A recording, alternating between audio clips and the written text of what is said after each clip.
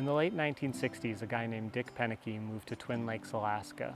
He was over 50, just brought basic tools along with him and the essentials, and he built a cabin and lived the next 30 plus years pretty much alone on the lake.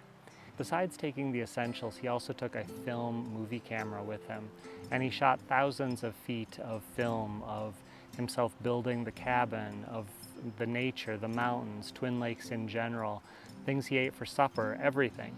And years later, that was turned into a documentary called Alone in the Wilderness. If you haven't already seen this documentary, I would highly recommend it. It's one of my all-time favorites, and it is super interesting. It's all footage that he shot himself in the 60s at Twin Lakes. One part of the film that's always really stuck out to me was when he built his door for the cabin, and specifically his latch. He built a latch that was just a regular turn wooden latch, but then it also had a lock on both sides where you had to flip up a little lever to make the handle turn, which I thought was so cool and so amazing that somebody could build, let alone in the middle of nowhere with just basic hand tools. So today I'm going to try and recreate that locking latch. It's something I've always wanted to do, and we're going to see how it goes.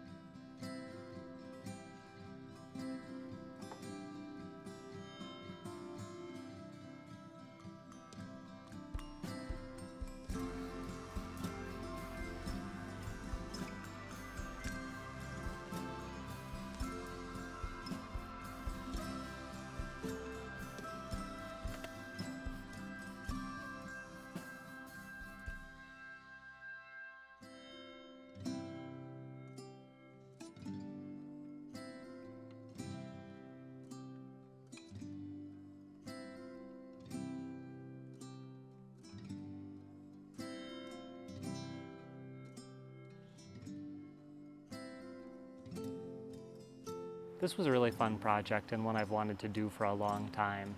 I was going for more function than form for this one, so it might not be as beautiful, but it does work really well, and I hope Dick would approve. I think Dick Proenneke really embodied what it is to be a true outdoors person. He was a naturalist, a conservationist, an animal lover, a photographer, a craftsperson, and I think he really loved and appreciated nature in a pretty profound way. As I said, if you haven't already seen the film, it's called Alone in the Wilderness, and it's definitely worth a look.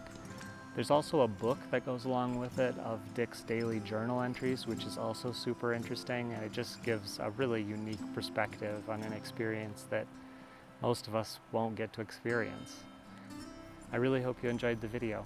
I'll see you next time.